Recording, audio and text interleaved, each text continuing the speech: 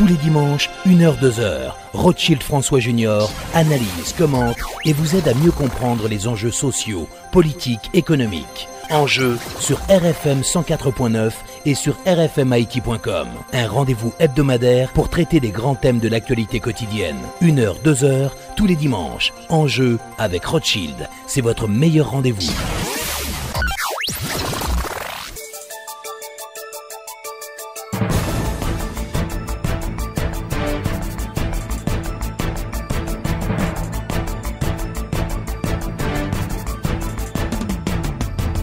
Mesdames et messieurs, bonsoir et bienvenue à l'émission Enjeu. La première partie de l'émission sera consacrée à l'ancien président, Dr François Duvalier, à l'occasion du 60e anniversaire de son élection à la présidence de la République. Et pour évoquer François Duvalier, nous avons comme invité Dr Ronnie Gillot, ancien ministre de l'Information, qui a écrit un ouvrage intitulé François Duvalier, le mal aimé. Et puis la deuxième partie de l'émission sera consacrée aux investissements et à la compétitivité. On va aussi parler du budget controversé de la République 2017-2018 avec l'économiste Pierre-Marie Boisson. Encore une fois, bonsoir et bienvenue à l'émission Enjeu. Pi bon Mac, pi bon prix, depuis ça ouvre ses outils. Pi bon choix matériel pour électricité, finition et plomberie. Pi bon service, pi bon accueil, pour tout le monde cap construit.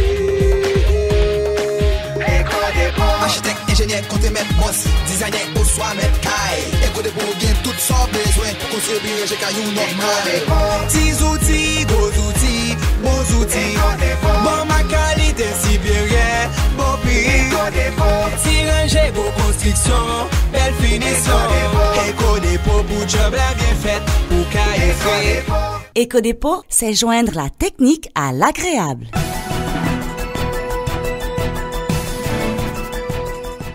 Alors aujourd'hui, on va parler d'un personnage quand même très important. On l'aime pas, François Duvalier. Donc on va parler de François Duvalier avec Dr Ronnie Gillot, ancien ministre de l'Information, qui a écrit pas mal d'ouvrages sur l'époque de Duvalier. On réalise cette émission dans le cadre du 60e anniversaire de l'élection de François Duvalier à la présidence de la République. Dr Gillot, bonsoir. Bonsoir Rothschild, et je salue tous ceux qui m'écoutent et tous ceux qui me font écouter.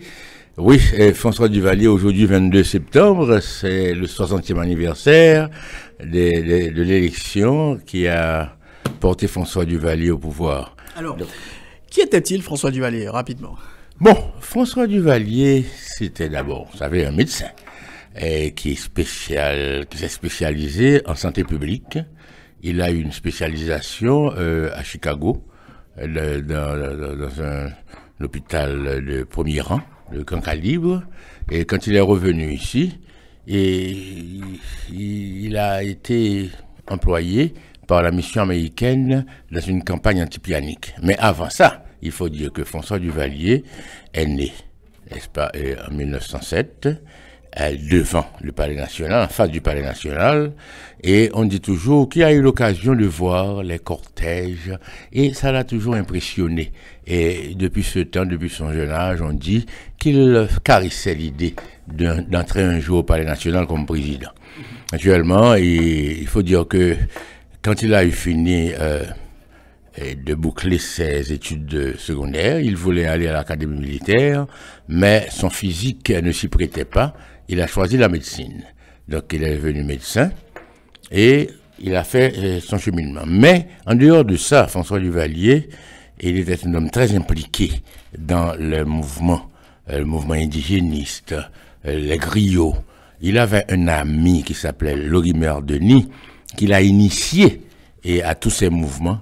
Il a fondé là où il fait les griots, il a écrit sur l'indigénisme, la négritude. Je pense que dès 1916, un homme comme Breton est entré en Haïti, tout ce monde-là avait pris contact avec Breton, même le Roumain, le gouverneur de la Rosée, qui avait fondé le Parti communiste haïtien. Donc Duvalier appartenait à tous ces mouvements. Et à partir de 1946, et déjà depuis 1941, il est pratiquement entré dans la politique aux côtés de Daniel Fignolet. il est censé avoir fondé, fondé avec Fignolet le MOP. Il a appartenu au premier petit noyau du MOP d'ailleurs. Il est devenu secrétaire général du MOP et pendant que Fignolet était président. Donc c'était deux compères qui cultivaient, qui partageaient la même idéologie dans une certaine mesure. Et ils vont se séparer au début d'Estimé parce que quand Estimé est arrivé au pouvoir, alors que Fignolet était ministre d'Estimé, et après 3 mois, il a donné sa démission, donc il a divorcé avec Estimé. Il s'attendait à ce que Duvalier divorce également avec Estimé, ce que Duvalier n'a pas fait. Depuis ce moment-là, Fignolet considère Duvalier comme un lâcheur, si ce n'est un traître. Mais Duvalier est resté avec Estimé, et c'est d'ailleurs l'héritage d'Estimé qui va aider Duvalier à devenir président d'Haïti. Non seulement il avait parcouru les provinces dans la campagne anti-pianique, il avait fait toutes les sections rurales du pays, il a eu contact avec la paysannerie, on dit même qu'il s'est initié au culte vaudou, et en plus de cela, Estimé quand même était un président très populaire. Il a été directeur général du ministère de la Santé publique, puis secrétaire d'État de la Santé publique, ensuite ministre de la Santé publique et du Travail. Donc il était vraiment très proche d'Estimé. Et quand est venu le 1956, après la chute de Magloire, il a revendiqué l'héritage d'Estimé. Naturellement, cet héritage ne lui appartenait pas, je dirais, de façon automatique. Il y avait 2 ou 3 autres qui revendiquaient l'héritage, tels que Jean David, Jean Magloire et lui-même. Et finalement, c'est Madame Estimé, Madame Dumarsais Estimé, qui a décrété que l'héritage appartenait à François Duvalier. Et sur la base de cet héritage et de toutes ces pérégrinations à travers le pays, il a eu quand même une certaine popularité, ce qui lui a valu peut-être de devenir président d'Haïti. Alors, rappelez un petit peu les circonstances dans lesquelles, justement, ces élections s'étaient déroulées.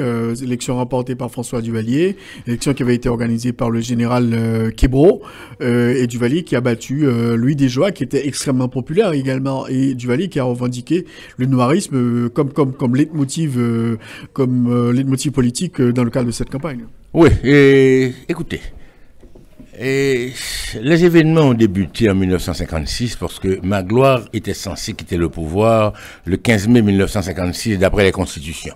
Mais Magloire n'a pas vu ça de cette heure-là. Il a dit, bon, ou bien je reste accomplir mes 6 ans de mandat jour pour jour, c'est-à-dire il a prêté serment le 6 décembre 1950 et il va laisser le pouvoir le 6 décembre 1956, ou bien il va appliquer la Constitution. Il y avait les articles transitoires de la Constitution de 1950 qui disaient nommément que Paul Magloire allait quitter le pouvoir le 15 mai 1957. Mais on ne lui a pas laissé cette latitude. Dès le 15 mai 1956, il y a eu ces fameuses manifestations au lycée Toussaint-Louverture, au lycée Pétion, et il y a eu même des étudiants, des élèves blessés. Et depuis ce moment-là, Magloire sentait vraiment que la classe politique ne voulait pas de lui. Et finalement, Magloire a fait arrêter de grands leaders politiques. Louis Desjoie, par exemple, il a arrêté Fignolet.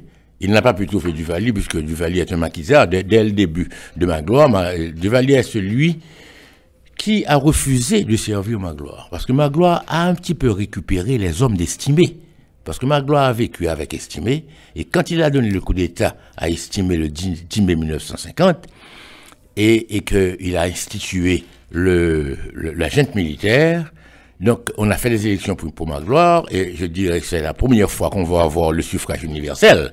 Et avant c'était le suffrage au second degré par les chambres, mais on va avoir le suffrage universel. Donc Magloire a récupéré, quand il est devenu président, il a récupéré la plupart des hommes d'Estimé. Duvalier a refusé. Et la tête de Duvalier a été mise à prix par Magloire. Et Duvalier a dû vivre pratiquement dans le maquis. Donc Duvalier va vraiment sortir du maquis le 6 décembre 1956 pour déclarer sa candidature à la présidence. Mais Magloire, le 6 décembre, il devait passer le pouvoir au juge à la Cour de cassation. Et le juge à la Cour de cassation a décrété qu'il ne se sentait pas en mesure d'assurer le pouvoir, d'assumer le pouvoir, parce qu'il va lui devoir prendre des mesures extra-constitutionnelles et il ne s'en sentait pas capable. Donc à ce moment-là, on a demandé à Magloire de garder le pouvoir comme président provisoire. Voici un président définitif qui laisse le pouvoir et qui devient président provisoire. Mais il ne va rester président provisoire que pendant 6 jours ou 7 jours, car le vendredi 13 décembre 1956, il va devoir quitter le pouvoir. Même l'armée lui a signifié qu'elle ne pouvait pas assurer sa propre sécurité et Magloire est parti. Et quand Magloire est parti, M. Neumont Pierre-Louis est devenu président. Mais Neumont Pierre-Louis ne va pas rester longtemps président. Pourquoi? Parce que Neumont Pierre-Louis va ressusciter la chambre de Magloire. Et quand il va remettre sa démission le 4 février 1957, il va remettre sa démission non pas à l'armée, mais à la chambre de Magloire. On ne lui a jamais pardonné ça. Et à ce moment-là, il n'y avait plus aucun moyen, il n'y avait plus aucun texte qui disait comment remplacer Pierre-Louis, puisque l'article 81 de la Constitution, qui disait que c'est le juge en cassation qui va remplacer, il n'était plus applicable. C'est la grande polémique juridique pour l'article 81, et Desjoie voulait faire appliquer l'article 81 pour passer le pouvoir au juge le plus ancien, qui s'appelait à ce moment-là Jean-Baptiste Sinéas, tandis que Duvalier, Jumel, Fignolet combattaient cet article, dit non, l'article est épuisé.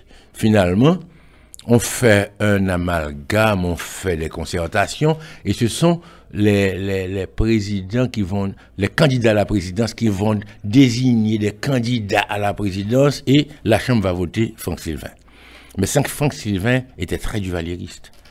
Il était un candidat à la présidence, mais il a renoncé à sa candidature à la présidence pour prendre la présidence provisoire. Mais quand il a déclenché les inscriptions étaient tellement orientées vers le monde duvalieriste que on a vraiment, on lui a poussé le dos. Et de ceux qui lui ont poussé le dos, il faut retenir le nom du général de ce temps-là, qui s'appelait Léon Cantave, qui avait remplacé justement Antoine Levelt et à la chute de Magloire. Et finalement, il y avait cette fameuse affaire des bombes de Maroutière, où était impliqué le monde duvalieriste. Et finalement, c'est aux mains de la police que Franck Sylvain laisse le palais national. Et là encore, on se trouve dans une impasse. Comment remplacer Franck Sylvain? C'est à ce moment-là qu'on trouve une formule abracadabrante qu'on a appelée le conseil de gouvernement, où les candidats à la présidence, où l'on donnait à chaque candidat à la présidence 3 postes ministériels à pouvoir, et il nommait qui il voulait. Voilà un gouvernement qui n'avait pas de président, qui avait un ministère qui était le gouvernement, mais il n'y avait même pas de président en rotation. Donc cette engeance de gouvernement provisoire allait durer à peu près 1 mois. Et à ce moment-là, il y a eu un conflit entre ce gouvernement provisoire et l'état-major de l'armée. Et à un moment donné, ce gouvernement provisoire, Duvalier retire ses ministres. Et à ce moment-là, on demande maintenant, est-ce que le reste, ce qu'il restait de ce gouvernement provisoire avait la possibilité de gouverner, avait la légitimité pour gouverner, puisque il y avait quand même un pacte signé que tous les ministres devaient être là. Et à ce moment-là, c'est la deuxième grande polémique, après l'article 81, c'est la grande polémique. Et Cantave a demandé à la Cour de cassation son avis, et la Cour de cassation a dit oui, puisqu'il restait la majorité, et au collège, ces messieurs pouvaient continuer à gouverner. Ah, le monde duvalieriste est monté au créneau, et on a combattu. Et il y avait les barricades de Saint-Marc, où ce collège qui voulait faire une tournée de l'Artibonite a été interdit d'entrer dans l'Artibonite, voyez-vous, et c'est à ce moment-là que vraiment la rupture a été consommée entre ce gouvernement et le chef d'état-major. Et le gouvernement révoque Cantave, le déclare hors la loi, Cantave refuse sa révocation, et déclare dissous le collège. C'était l'impasse. C'est à ce moment-là qu'il y a eu des désordres extraordinaires et que Clément Jumel et François Duvalier s'entendent pour donner le pouvoir à Fignolet. Parce que c'était le rouleau compresseur de Fignolet était dans la rue, opérait des fouilles, saccageait la cité, et pour empêcher que les troupes saccagent ou bien trop la cité, on a décidé de donner le pouvoir à Attila. C'est comme Attila devant Rome. Voyez-vous. Donc, Fignolet devient président. Mais Fignolet est président avec l'objectif de pacifier la cité. Or, la cité n'est pas pacifiée. Au contraire, quand Fignolet est président, le monde fignoliste habite pratiquement sur les gazons du Palais National. Et remplace la police, remplace l'armée. Donc à ce moment-là, on voit... C'était l'anarchie. C'était l'anarchie. À ce moment-là. Et ce qui pisait, c'est qu'à ce moment-là, au départ de Cantave, parce que Cantave, après la grande guerre civile du 25 mai, entre Cantave et Pierre Armand, ni Cantave ni Pierre Armand ne pouvaient continuer à gouverner l'armée. Donc on a recommandé à Fignolet la nomination de M. Antonio T.H. Kebo, Antonio Trazibule Kebo. Naturellement, le T.H. Trazibule sera transformé en Thompson, parce que Kebo va faire chanter les Thompson, la mitraillette Thompson. Donc, le 14 juin, l'armée est débordée par l'anarchie du monde fignoliste et décide de mettre fin à l'aventure Fignolet. Et au cours d'un conseil des ministres, M. John Beauvoir arrive et dit à Fignolet, Ticoc ou tel bagaille. Et on embarque Fignolet. Mais on embarque Fignolet, on le met dans un bateau, on va du côté de Fort-Dimanche, c'est là qu'on l'embarque. Et le lendemain, le monde fignoliste croit que Fignolet a été enfermé au Fort-Dimanche. Et le monde fignoliste se met en route pour aller délivrer l'idole incarcérée. Et c'est à ce moment-là que M. Kebo a fait chanter les Thompson. Et il y a eu beaucoup de morts quand même. Ah, il y a eu beaucoup de morts. Et on entrait dans les corridors, on tirait à hauteur d'or, mais ce qui pisait, c'est que on laissait les cadavres comme pour intimider tout ce monde-là. Fignolet est parti, Kebo prend les rênes en main. Kebo, bon, naturellement, on ne peut pas dire que Kebo soit vraiment un duvalieriste, mais ce qui arrive, c'est que Kebo, qui n'a eu de poste qu'en dehors de la capitale, le premier poste de la capitale de Kebo, c'est le poste de chef d'état-major. Donc, c'est comme une faveur du destin, et cette faveur du destin a mis dans la tête de Kebo qu'il était destiné à une présidence beaucoup plus longue qu'une présidence provisoire. Et à ce moment-là, comme il lui fallait faire élection, il voulait choisir de tous les candidats celui qui lui paraissait le plus bête, le plus lourd, le fantoche. Et François Duvalier répondait exactement à ce profil. François Duvalier était un homme humble, il ne parlait pas, il ne regardait pas les gens dans les yeux, il avait une capacité de dissimulation extraordinaire, il faisait croire à tout le monde qu'il était le plus bête d'entre tous, et qu'on pouvait le mener par le bout du nez, au doigt et à l'œil. Et c'est pourquoi même son état-major, croyant ça, le poussait, parce que l'état-major savait que quand il serait président, ce François Duvalier-là, l'état-major croyait qu'il allait le mener par le bout du nez. C'est un président fantoche. Un président fantoche, un président de doublure. Et c'est pourquoi Kebo a choisi entre Clément Jumel, qui avait cessé toute campagne, entre Desjoie. Entre parenthèses, je vous dirais que au début de la campagne 56, Desjoie était certainement le candidat le plus populaire. Certainement, c'était un industriel qui avait beaucoup d'usines. Il a réalisé l'exploit d'avoir avec lui et la haute bourgeoisie et le monde ouvrier et le monde paysan aussi, parce qu'il avait des plantations du côté de Saint-Michel de la Calage, dans le sud, il avait des usines de vétiver, il donnait du travail, il était le plus populaire. Mais au fil de la campagne, il a perdu du poil de la bête pour plusieurs raisons. Premièrement, il faisait des grèves du commerce interminables qui éreintaient l'armée. Et deuxièmement, ces hommes ont fait surgir, ont réveillé les démons du préjugé de couleur. Et il y avait ce bâtonnier Rigal qui taxait les autres de ces ruraux qui envahissent la cité et qu'on doit remettre à leur place quand des Joie seraient président.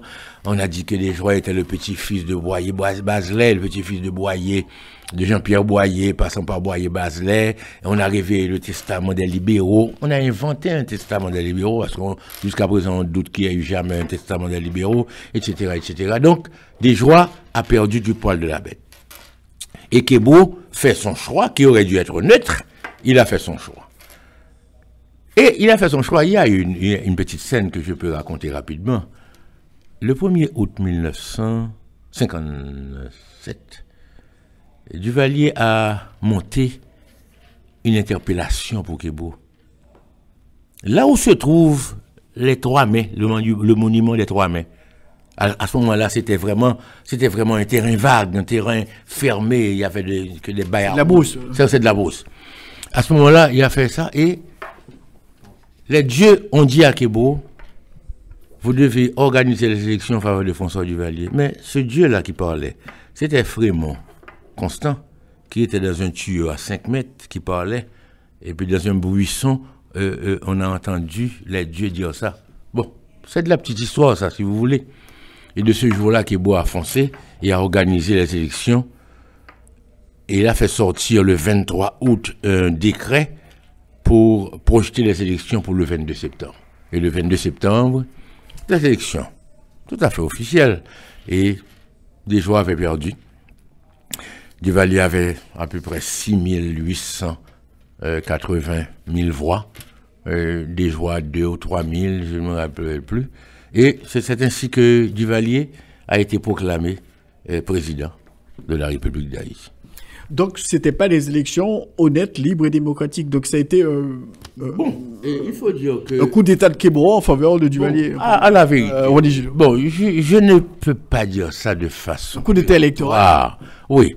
Mais je peux dire qu'il y avait quand même un certain dirigisme électoral. Mais il faut admettre que les 2 candidats étaient très populaires. Il se trouve que avec les faux pas de Desjoie durant la campagne, Duvalier avait quand même.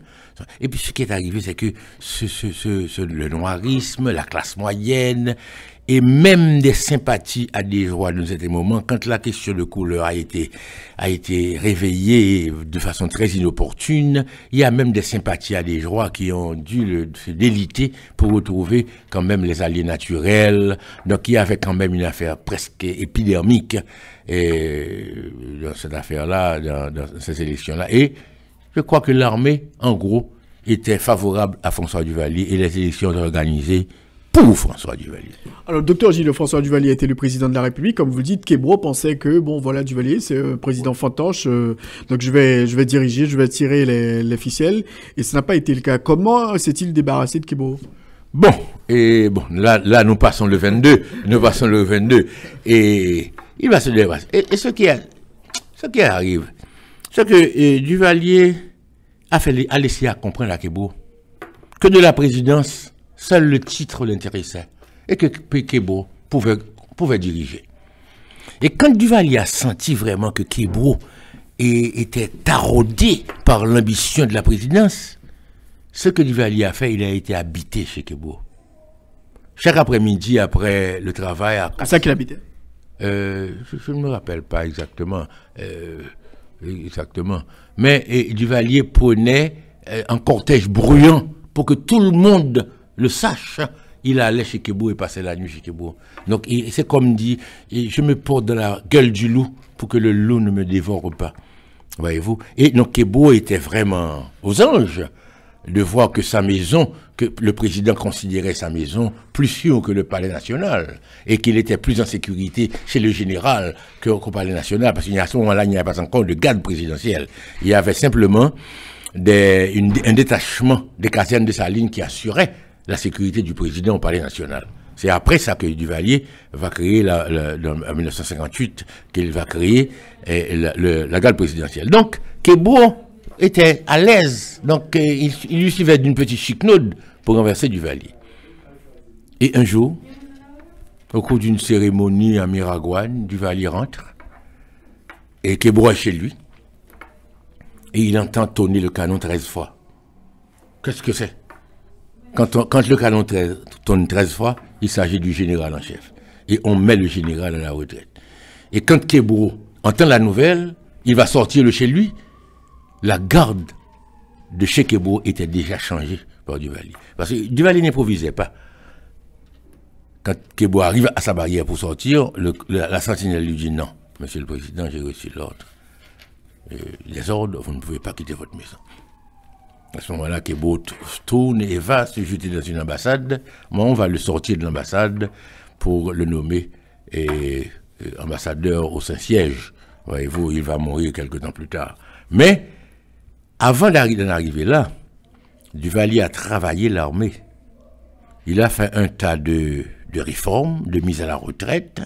Il a placé ses hommes au bon poste, au poste stratégique, parce qu'on n'improvise pas, il n'a jamais improvisé en politique. Il prend le temps de bien se consolider. Parce que un président ne peut pas voler et prendre des mesures extraordinaires sans avoir consolidé son pouvoir. Et je pense que tout pouvoir, durant les 6 premiers mois, c'est la première étape, la première obsession, le premier objectif, c'est de consolider le pouvoir. Donc Duvalier s'est consolidé et ensuite il a pu renverser Kebo. Mais 2 mois plus tard, c'était au mois de mars, c'était le 13 mars, si je me rappelle, le 13 mars 1958, qu'il a renversé Kebo. Et 2 ou 3 mois plus tard, en juillet, il avait suivi la première invasion, Alix Pasquette, Philippe Dominique et Riquet Perpillan, caserne des Salines, la prise des casernes des Salines. Alors, est-ce qu'on peut dire qu'en 1958, là, il a changé de temps, Duvalier, il n'est plus le même? Ah oui, et je pense que... Bon, naturellement, c'est un grand dissimulateur. On ne peut pas dire... Personne ne savait en 56, 57 ce que contenait la carcasse molle de Duvalier. Duvalier était un homme humble, qui ne parlait pas. Parfois, il arrivait dans une séance et il disait aux autres, parlez pour moi, vous savez que je ne sais pas parler. Et pourtant, il sait bien parler. Mais il veut montrer à tout le monde qu'il est quelqu'un qu'on peut mener, il est une marionnette dont on peut tirer les ficelles aisément. Voyez-vous, donc, et il a montré à tout le monde qu'il était un homme humble. Et toute sa carrière de médecin, même d'écrivain, il a toujours montré qu'il était un homme humble, un homme simple. Mais à partir de 1958, il a subi des revers politiques qui l'ont un petit peu endurci. On ne peut pas dire qu'il n'ait pas eu depuis longtemps son plan de gouvernement et ses rêves et ses convictions. Mais alors, il y a eu des événements tels que la prise des casernes des Salines, c'est pas une mince affaire. Il voit à ce moment-là, Pasquette l'appelle, lui dit, bon, je vous donne 2 heures pour quitter le palais national, autrement, je vais vous ensevelir sous les décombres, voyez-vous. Donc, c'est pas une mince affaire. Et d'ailleurs, dès mars 1958, il y a eu l'arrestation de Chassagne, qui avait reçu Arthur Penn. Cet Arthur Penn est venu en mars, et pour prendre contact avec les éléments de l'armée, et je dirais, piloté par Chavannes. Chavannes a été arrêté, jugé, et jusqu'en juin, et cet Arthur Penn va revenir parmi les 8 envahisseurs d'Alix Pasquette. C'était des mercenaires. Il y avait 5 mercenaires, il y avait 3 officiers, c'était Alix Pasquette, Philippe Dominique et Henri Perpillan, et il y avait 5 mercenaires, il y avait même des anciens vice-shérifs de Miami, tout ça. Et Arthur Penn, lui, c'était il se promenait dans la Caraïbe, et il était présent dans tous les coups d'État qui se perpétraient au niveau de la Caraïbe. Donc c'était un vieux routier des coups d'État. C'était comme Bob Denard en Afrique. Bon, voilà, exactement. Donc, mais à partir de ce moment-là, Duvalier commençait à durcir. Et il faut pas dire ça seulement, parce que il a commencé quand même à prendre de petites mesures, et il avait une police secrète qui était très, très agressive. Je dis police secrète très agressive, c'est un petit peu paradoxal, mais il y avait un certain Clément Barbeau, qui s'était institué chef de la police secrète et qui avait monté ce qu'on appelait les Tantomacoutes. Parce qu'on fait toujours la confusion entre les Tantomacoutes et la milice. C'est 2 choses différentes. Les Tantomacoutes, c'est pas du tout la milice civile. Les Tantomacoutes, c'était des gens qui sortait la nuit dans des voitures qu'on appelait DKW, qui avaient un ronronnement cater, presque le chat. Donc dès que dans un quartier on entendait la nuit ce ronronnement cater des KW, je me rappelle plus le nom. DKW. Eh bien alors, on sautait la mine-mitraillée, on prenait la fuite parce que c'était le sabbat qui approchait. Et les Tantomacoutes c'était des directeurs généraux, des intellectuels qui défendaient le gouvernement. Pas qui défendaient le gouvernement, parce que le gouvernement n'était pas en but à des oppositions vraiment drastiques, mais simplement c'est une forme de consolidation, un petit peu vilaine, mais une forme de consolidation. Et donc, on nettoyait les écoles d'Augias. Il faut dire que l'année 1956 avait quand même permis d'identifier certaines têtes chaudes. Eh bien, cette police secrète de Duvalier poussait les têtes chaudes vers l'exil, ou bien les éliminait aussi. Il faut pas avoir peur de le dire. Alors, le docteur Gilles Duvalier, super intelligent, il a neutralisé l'armée, il a éliminé le Parlement, il a organisé une première élection, et après, il a fait un référendum, et puis il est devenu président à vie. Comment a-t-il pu réaliser un tel exploit politique, docteur Gillot? Bon, voilà, je crois que Duvalier, c'était un populiste de droite. Il avait sous les yeux les exemples de Benito Mussolini, voyez-vous, qui avait fait un fascisme avec les anciens, les vétérans de la guerre 14-18, et qui avait, qu'on appelait, ce sont les fascis, et c'est d'où le mot de fascisme. Et Duvalier, dès la première année, a fait rentrer à Port-au-Prince des cohortes de paysans. Paysans contents. Les paysans sont contents de venir à Port-au-Prince. Il y a des gens qui venaient à Port-au-Prince la première fois. Et on les installait dans les écoles, faisait rentrer des milliers et des milliers de gens. Donc, il créait un fanatisme populaire et un populisme vraiment très agressif. Et c'est sur ce populisme, cette base de populisme qui va être quand même le terreau de sa milice civile. Le paysan est armé, le paysan marche au pas comme le soldat qui le brimait depuis longtemps. Donc le paysan, simple paysan, devient l'égal du soldat, il est content, il loue Duvalier, c'est un fanatisme vraiment extraordinaire. Donc sur la base de ça, Duvalier peut faire tous ses coups d'État contre la Constitution et tout ça.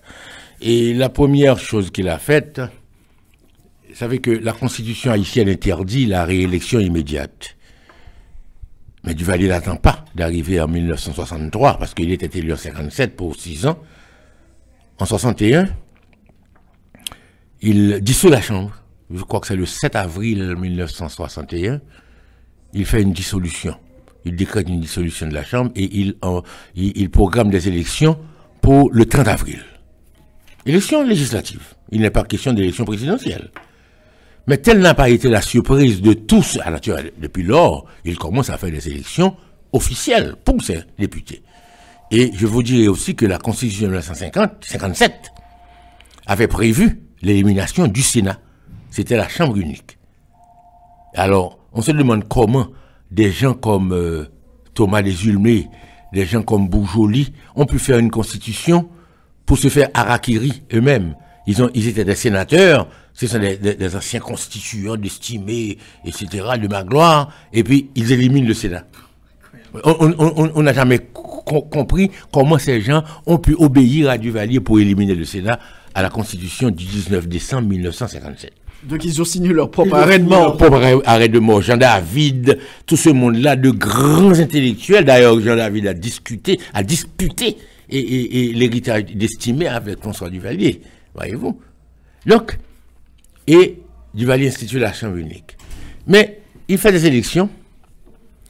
Il emprunt ses préfets, ses commandants de district, et il leur passe des messages pour dire qui votait partout à travers le pays.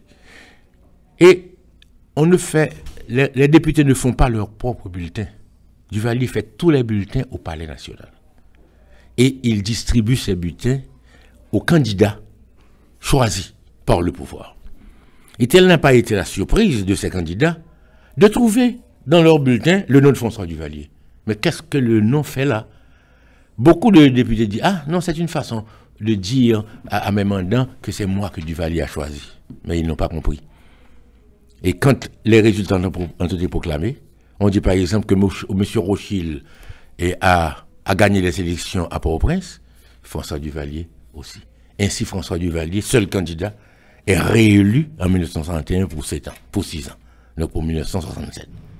Bon, naturellement. Et l'opposition, n'est-ce pas, monte au créneau. Même le monde international n'accepte pas.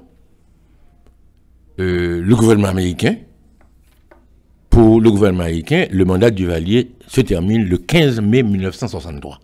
Le gouvernement américain ne reconnaît pas cette réélection. Et c'est ce qui va donner le petit problème avec le gouvernement américain. L'ambassadeur américain, au début de mai 1963, demande une entrevue à François Duvalier. Il arrive au bureau de François Duvalier et annonce à François Duvalier que son gouvernement ne le reconnaît plus à partir du 15 mai 1963 et qu'il demande à Duvalier de quitter le pouvoir. Duvalier se lève d'un mot, malgré en général ses articulations impotentes, et met l'ambassadeur dehors. Il dit « Mettez-vous dehors ». Il a été éconduit. Non, il lui a poussé le dos. Et il appelle son ministre des Affaires étrangères, qui était André Chalmers, et 1 heure plus tard, sortait un communiqué, l'ambassadeur américain Thurston a déclaré personnellement non grata, il doit quitter le pays par le premier avion en partance pour l'étranger. C'est incroyable. C'est incroyable. Et l'ambassadeur américain est obligé de quitter le pays. Même si l'avion allait à Santo Domingo, le premier avion qui quittait Haïti, il devait le prendre. Bon, naturellement, il faut dire que... C'est un coup de poker. C'est un coup de poker extraordinaire. Et c'était en 1963. Après tous les démêlés que Duvalier a eu avec Kennedy, qui voulait à tout prix renverser Duvalier, et Duvalier fait ce coup de poker qu'il réussit.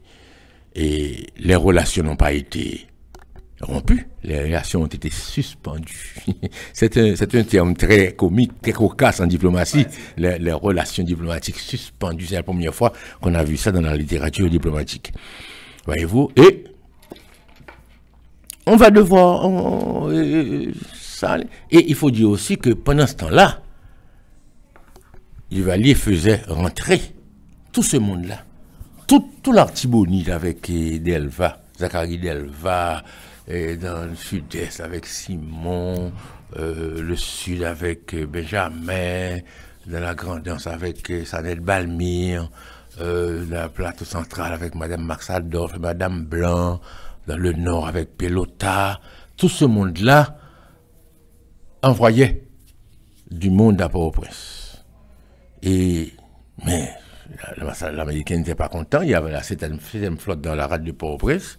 Et c'est ce moment-là que Duvalier a prononcé une phrase suicidaire, mais qui avait son impact. Si un seul soldat américain touche le sol d'Haïti, je refais le geste de l'empereur.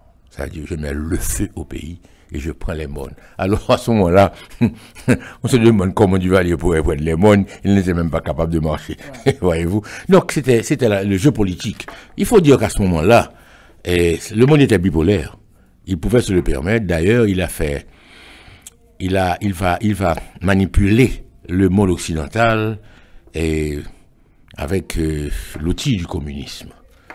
Depuis le cri de Jacmel du 14 juin 1960, Duvalier a fait un chantage et il a dit que depuis 33 mois qu'il est au pouvoir, du côté de l'Occident, on ne lui fait que des promesses et on ne lui donne que des sourires pendant que son peuple crève de faim.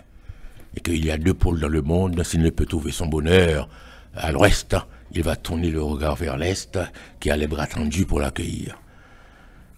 Et c'est ce discours qu'on appelle le cri de Jacmel, un discours qu'il a fait à Jacmel, a eu des conséquences malheureuses. Premièrement, le monde communiste a cru que Duvalier était vraiment prêt à basculer à gauche. Et le monde communiste qui a vraiment, je dirais que c'est presque dans l'ADN du monde communiste de vivre dans la clandestinité. Après ce discours, le monde communiste croit a cru qu'il pouvait sortir.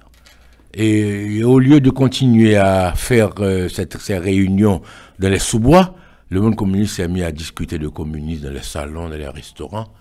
Et à ce moment-là, Duvalier lui-même a pu voir combien il y avait de communistes dans son entourage. À ce moment-là, il recevait des livres communistes avec des dédicaces flatteuses de la part de ses ministres. Il notait tout ça, faisant comme s'il ne voyait rien. Et c'est tout ce monde-là allait connaître les jours vraiment douloureux. Donc ils ont compris que bon, Duvalier était favorable au monde communiste, donc ils sortaient du bois. Ils sortaient du bois. Il dit bon, voilà. Elles sont là, dit mais voilà ce grand madré. Donc il disait qu'il n'était pas communiste alors qu'il est communiste. Alors Duvalier avait une phrase qu'il répétait toujours. Il disait que Dessalines est le premier socialiste haïtien. Or, je suis dessalinien. Il arrêtait là. Les autres continuaient le syllogisme. Puisque il est dessalinien, donc il est socialiste aussi. Donc c'était un syllogisme que eux-mêmes, les adversaires ou bien de Duvalier, concluaient. Mais lui, il n'a jamais conclu qu'il était socialiste. Alors, docteur Gilles, et après, Duvalier est devenu président à vie de la République. Il est devenu président à vie de la République. C'est en 1964. Il n'a pas attendu. Il n'attend jamais le dernier moment pour faire ses opérations.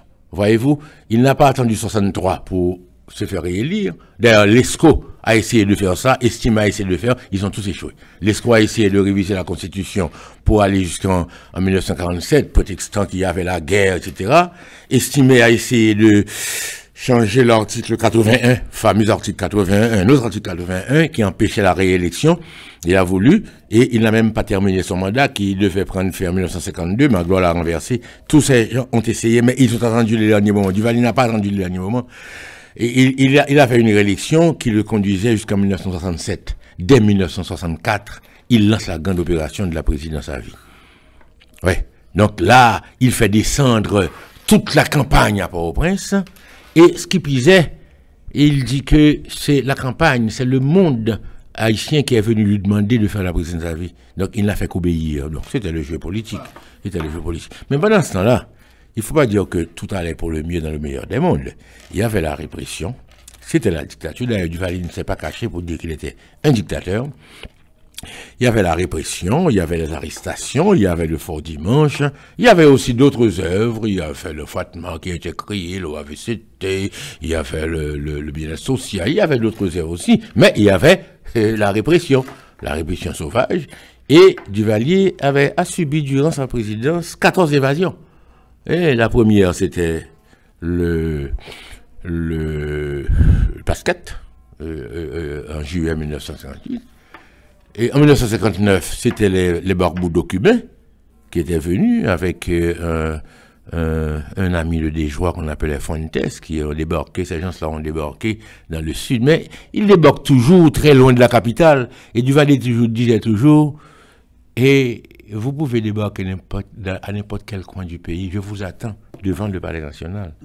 Voyez, c'est pourquoi Duvalier ne quittait jamais le Palais National. Il ne voyageait jamais. Il restait enfermé, cloîtré dans le Palais National.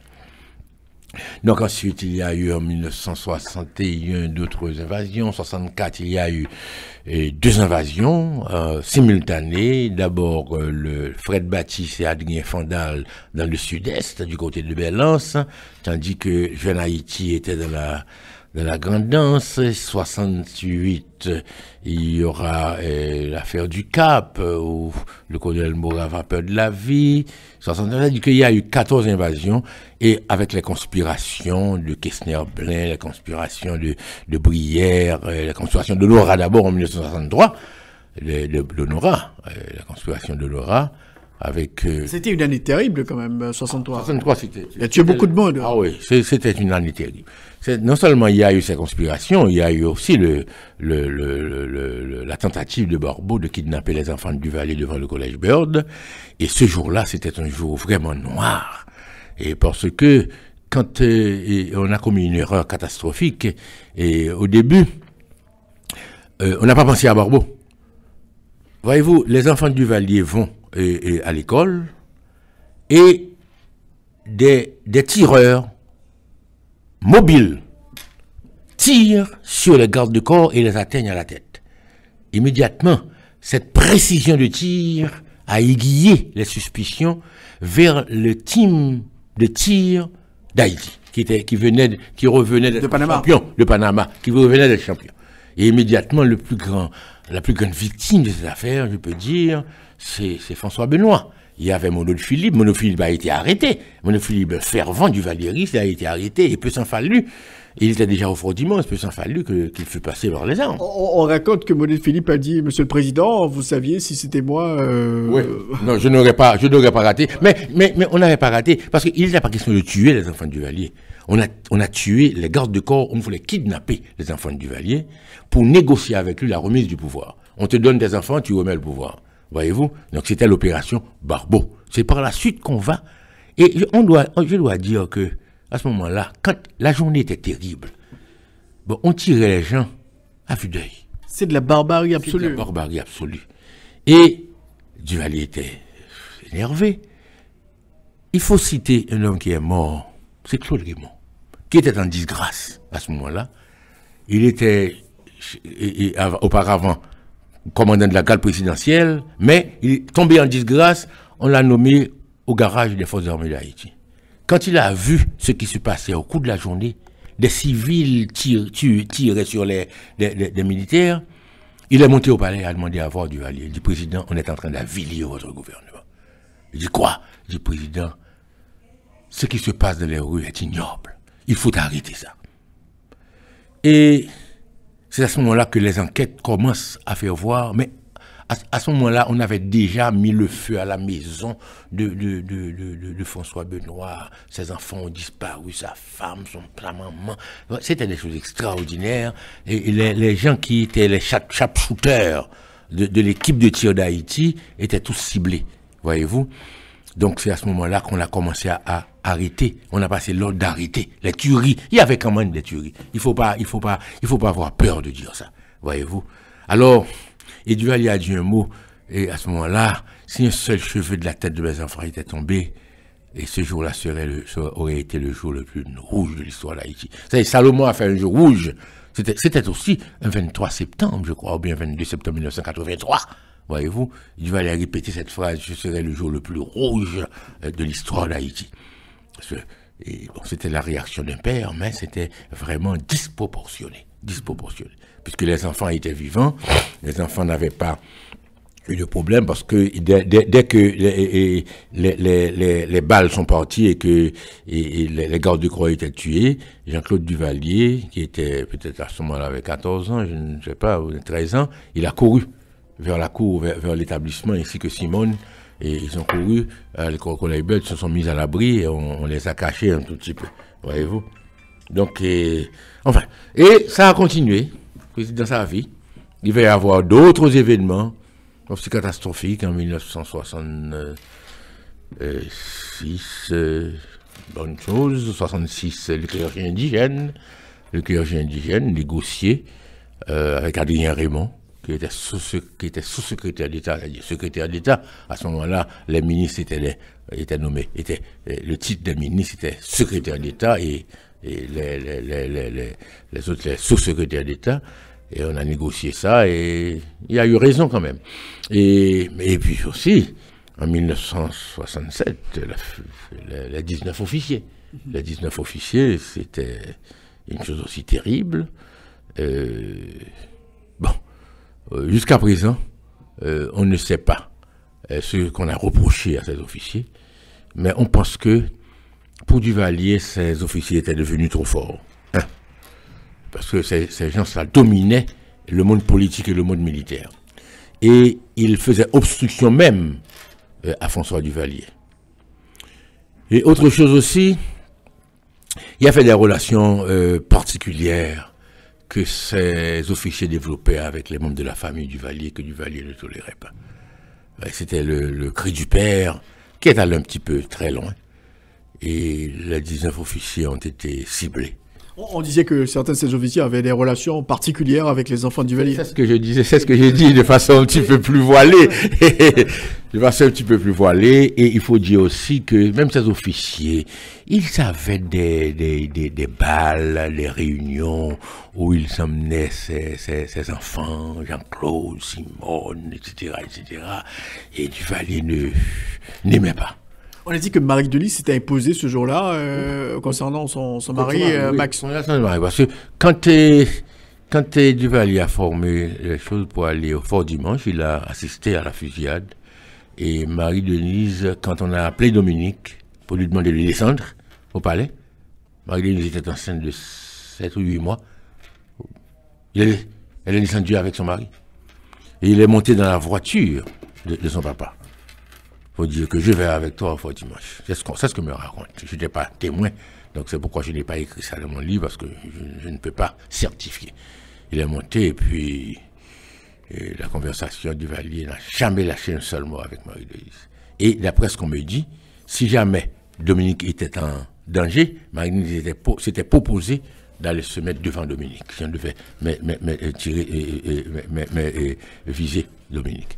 On disait que Marie-Denise, sa fille, c'était peut-être la seule personne que Duvalier pourrait écouter quand même, qui lui tenait tête. Oui, quoi. Qui lui tenait tête et qui lui parlait franchement. Mais après cet incident, Marie-Denise est partie et Duvalier est resté près de 2 ans sans jamais s'adresser à Marie-Denise. D'après ce que m'a été dit.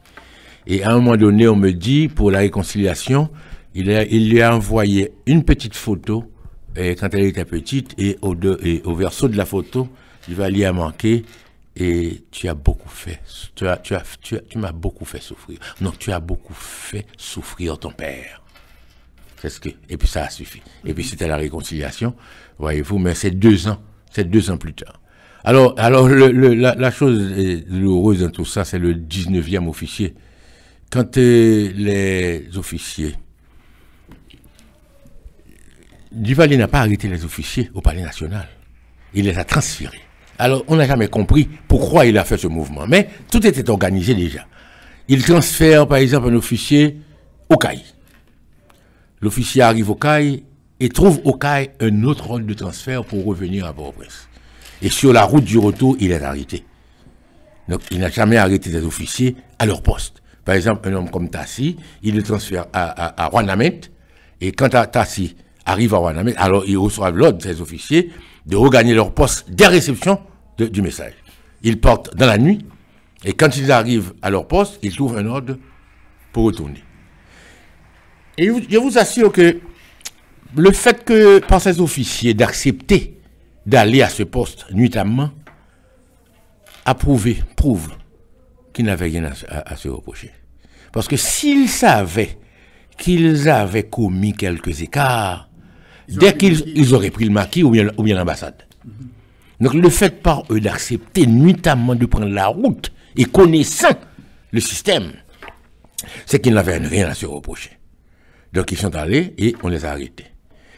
Et quand le message de transfert est arrivé au quartier général, l'officier qui a reçu le message est étonné que des officiers tout puissants soient transférés.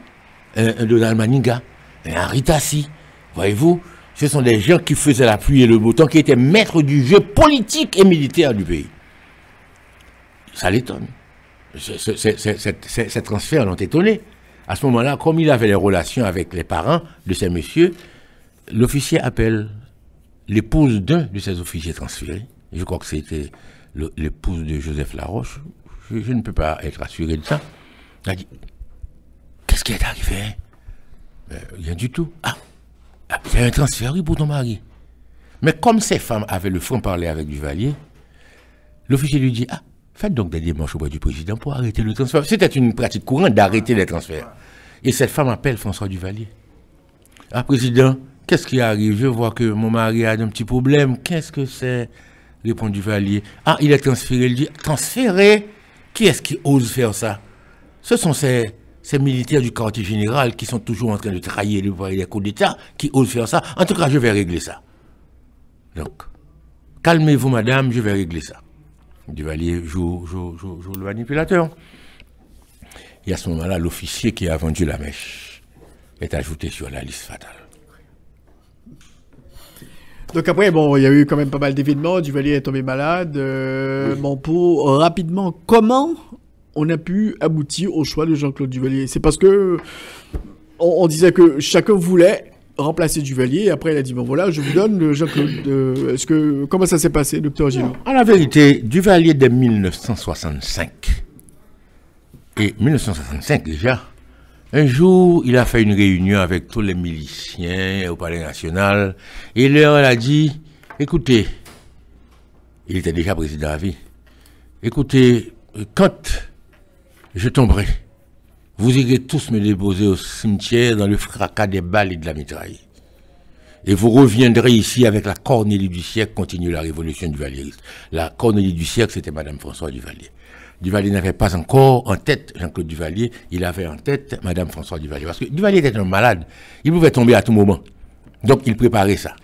Donc à ce moment-là, en 65, c'était Madame Françoise Duvalier qui, si Duvalier mourait, allait prendre la relève, allait prendre les rênes. Mais au fil du temps, Jean-Claude Duvalier arrive, il a 18 ans. Il y a tellement, quand Duvalier tombe malade, il y a tellement de courants. Duvalier se dit que si il donne le pouvoir à celui-ci, il sera combattu par celui-là. Donc ce sera l'écartèlement, ce sera l'éclatement, ce sera l'implosion du système, parce qu'il avait quand même bâti un système. Donc il dit que le nom Duvalier était un symbole, donc il va prendre Jean-Claude Duvalier. Et finalement, il arrive à ça. Et avant de faire ça, il fait des tests. Par exemple, le 18 novembre 1970, c'était le jour des forces armées d'Haïti. Il devait remettre les insignes à l'armée. Et il feint de ne pouvoir faire cette cérémonie. Et il délègue Jean-Claude Duvalier. Jean-Claude Duvalier passe les cordons à tous les militaires, mais arrivé au général Constant, le général Constant saisit le cordon. Il ne se laisse pas passer au coup par Jean-Claude Duvalier, qui n'avait à ce moment-là aucun titre réellement pour passer le cordon à un général en chef. Mais le lendemain, Constant tombait, et remplacé par Claude Raymond. Bon, on dit que Claude Raymond est un parent à François Duvalier, et on dit que c'est son filleul, mais je ne crois pas. Et Claude Raymond ne m'a jamais confirmé cette nouvelle, mais c'est un parent du côté des Lamy, des Hippolytes, parce que mon descend des Hippolytes aussi. Voyez-vous, donc, et il désigne Jean-Claude Duvalier.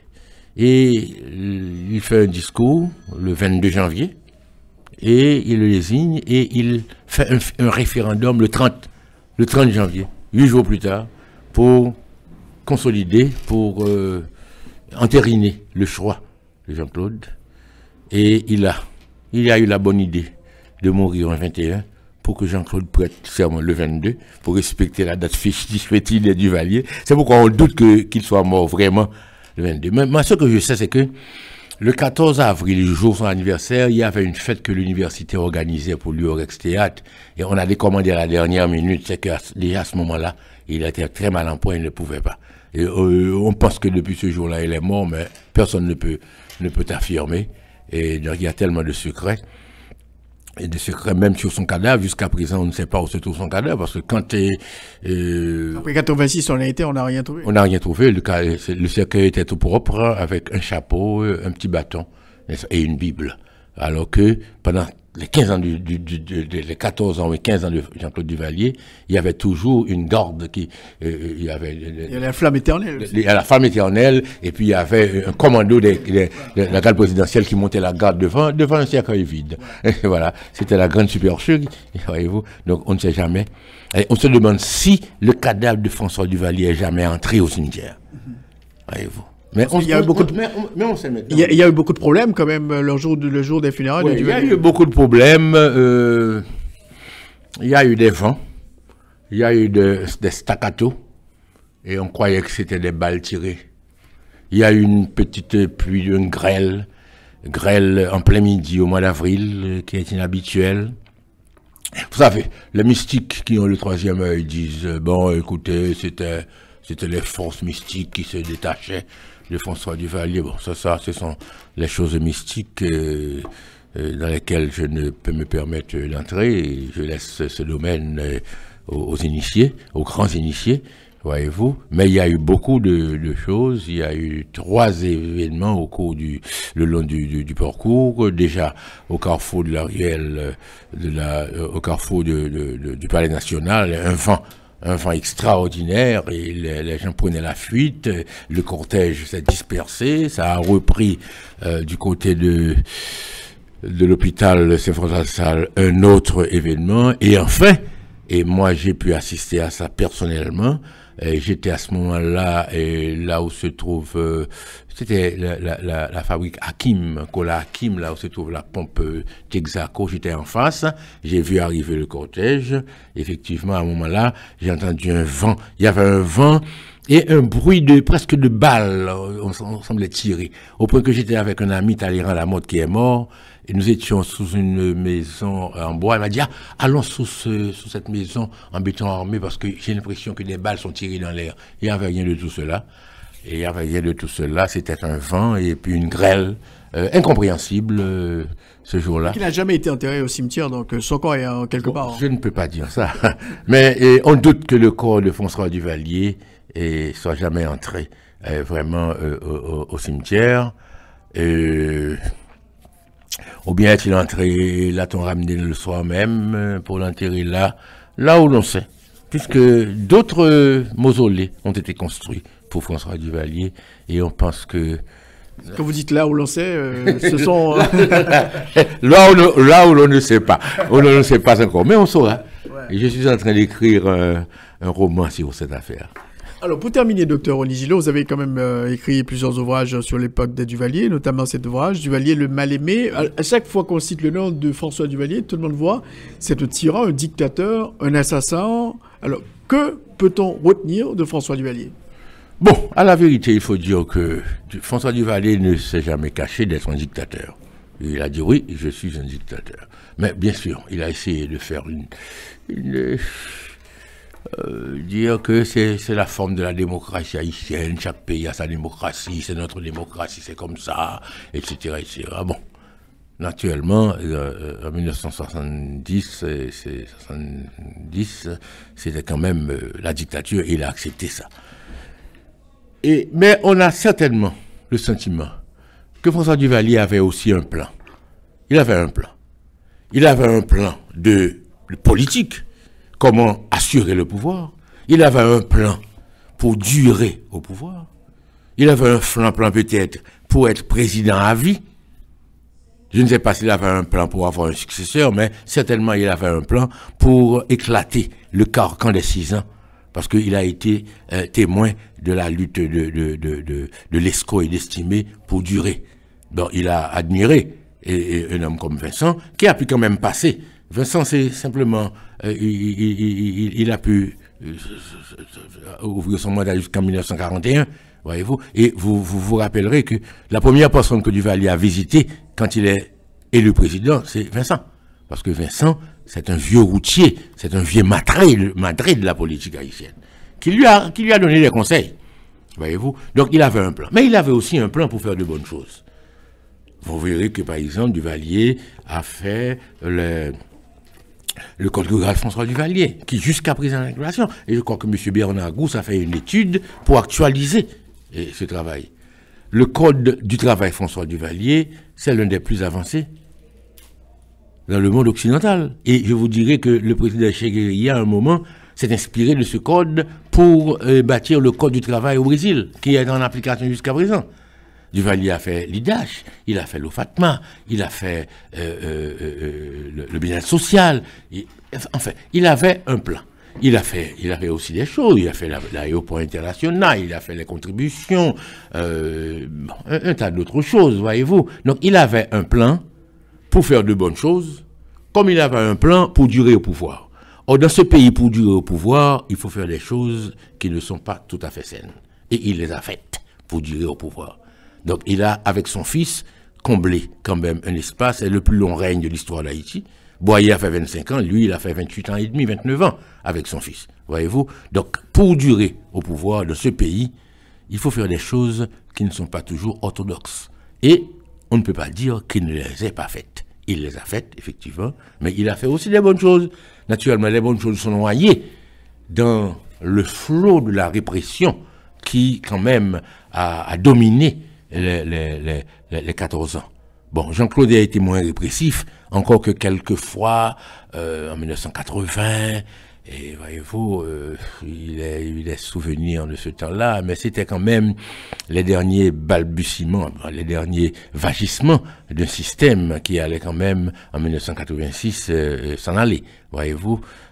Mais durant les 14 ans de Duvalier, il n'était pas vraiment facile de vivre une vie simple quand on était opposant au gouvernement. On l'a vu, en République dominicaine, Trujillo était un dictateur. Il a tué beaucoup de monde, mais quand même, sur le plan économique, il a pu arriver quand même à booster l'économie de son pays. Mais c'est ce qu'on reproche à Duvalier. Alors ça, c'est pas tellement à Duvalier, à François que je reprocherais ça, mais c'est plutôt à Jean-Claude, parce que Jean-Claude a hérité d'un système. Et je vais vous dire que durant 6, 7, 8, 10 années, les premières années de Jean-Claude, c'était 10 années d'opulence, presque d'opulence. Parce que le café a fait un boom. De 1971 à 1980, Jean-Claude Duvalier a eu vraiment une époque où il aurait pu vraiment faire avancer le pays, naturellement. Et bon, peut-être qu'à ce moment-là, on n'avait pas les gens qu'il faut aux places qu'il fallait, malheureusement, mais il avait un système et il avait la paix. À ce moment-là, naturellement, Jean-Claude était le fils de François, mais on n'avait rien à reprocher personnellement à Jean-Claude. Et à ce moment-là, il y avait quand même un retour. Même certains exilés commençaient à revenir. Voyez-vous, Jean-Claude a ouvert les bras.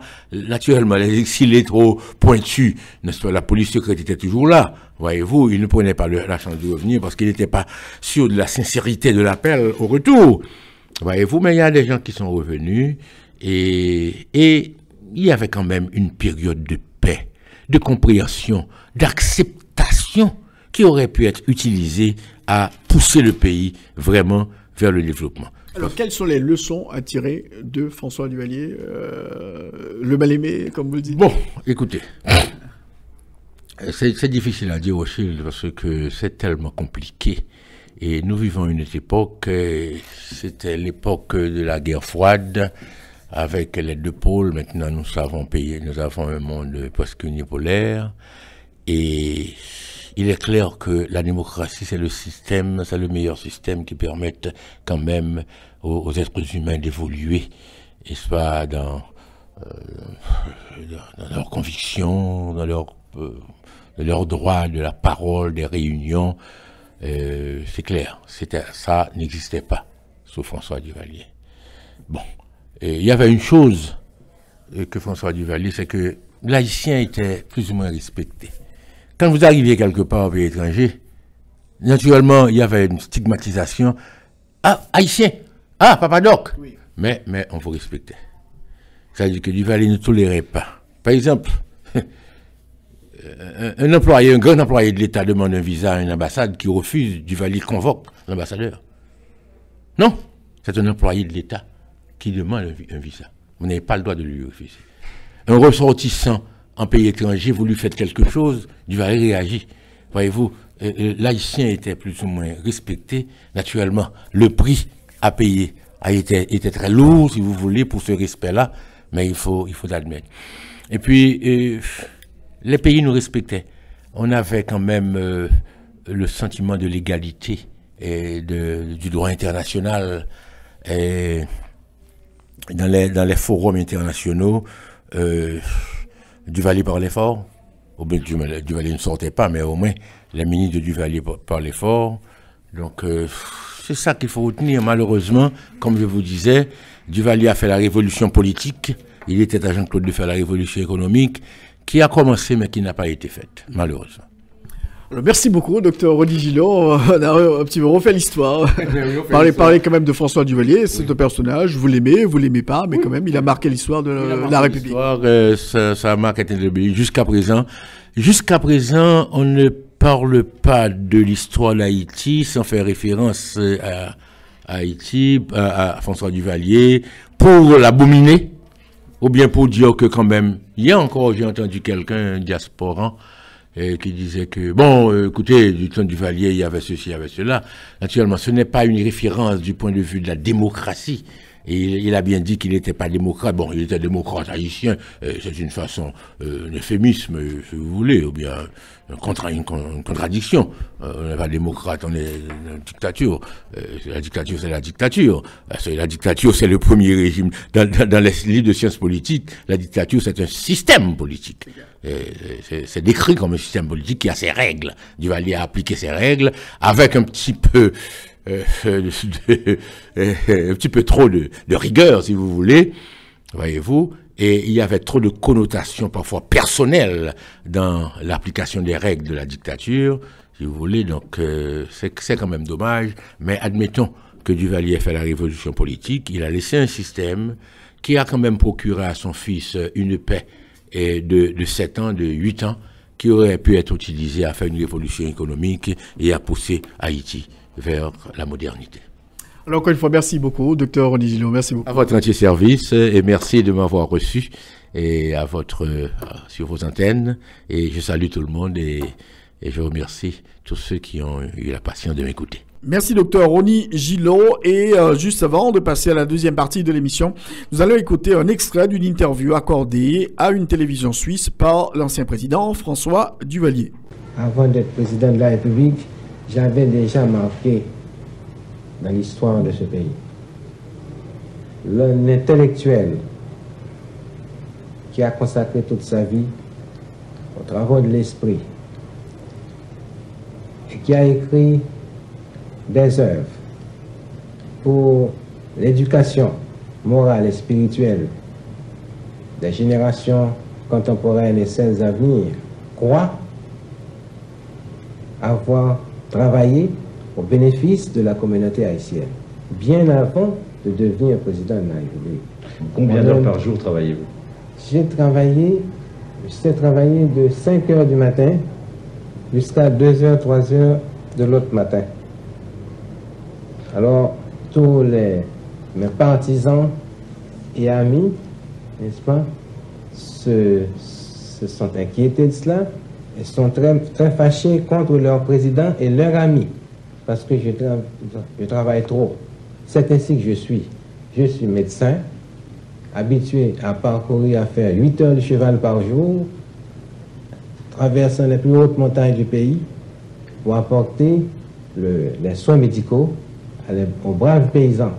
Et ce sont ces braves paysans qui m'ont tenu bon compte et m'ont élu président de la République, puisque je ne pouvais pas être président de la République. Je n'avais pas d'argent, je n'ai dépensé pas un seul centime. Ce sont mes amis qui m'ont apporté de l'argent pendant la grande campagne historique de 1956-1957, la plus mouvementée, la plus dure de toute notre histoire nationale. C'est grâce au concours de ces paysans qui avaient reçu les soins médicaux de leurs médecins que j'ai pu accéder à la première magistrature de l'État le 22 septembre 1957. Nous sommes le premier peuple noir à conquérir notre indépendance nationale, les armes à la main. Il n'y a pas d'exemple dans le monde de ce genre. Nous avons réalisé une épopée unique. Et la question a pris une ampleur telle parce que ce peuple actuellement est dirigé non point par une doublure, mais par un intellectuel qui connaît les vraies aspirations, les vrais besoins de ce peuple et de cette race, pour avoir consacré la meilleure portion de son temps à élaborer une doctrine nationale et raciale.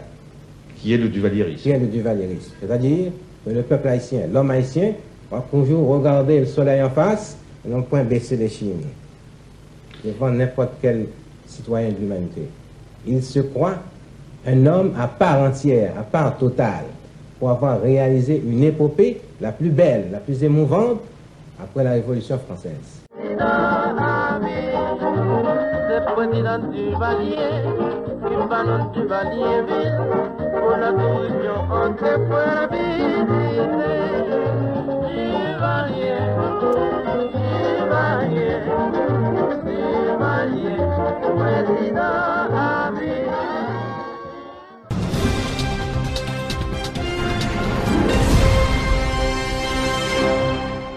Alors nous avons avec nous M. Pierre-Marie Boisson, économiste. On va parler quand même de ce forum qu'on a organisé cette semaine sur la question de la compétitivité aussi, les investissements. M. Boisson, bonsoir.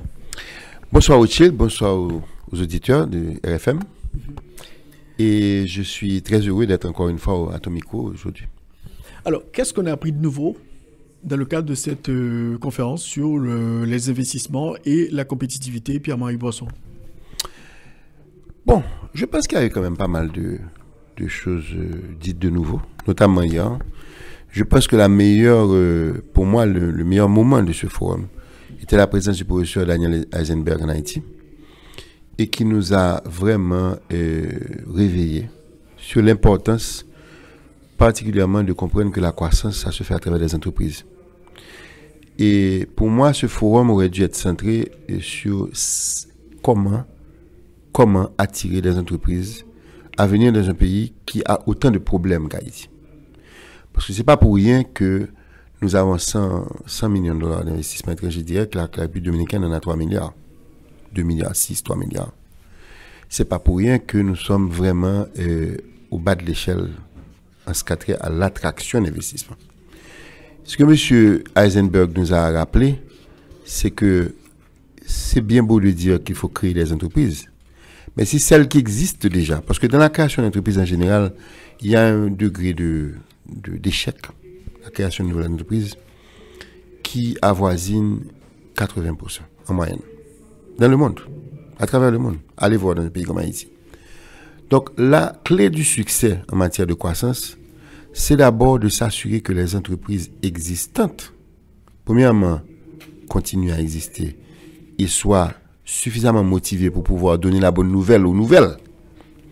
Mais également que ces entreprises-là soient bien canalisées vers ce qui est important pour l'économie haïtienne. Et c'est pourquoi une des choses qui a un peu manqué dans la présentation de M. Eisenberg, c'est l'importance des politiques publiques et l'importance des incitations données pour une meilleure allocation des ressources vers, par exemple, l'exportation. Parce qu'Haïti est un pays pauvre. Donc, si nous voulons développer l'économie, nous allons devoir massivement exporter. Parce que le marché se trouve en dehors d'Haïti. Certes, il y a un marché en Haïti, le marché notamment de la production alimentaire. Mais là encore, nous sommes tellement peu compétitifs par rapport à la fourniture d'importation qu'aujourd'hui, plus de 80% des aliments de base haïtiens sont importés.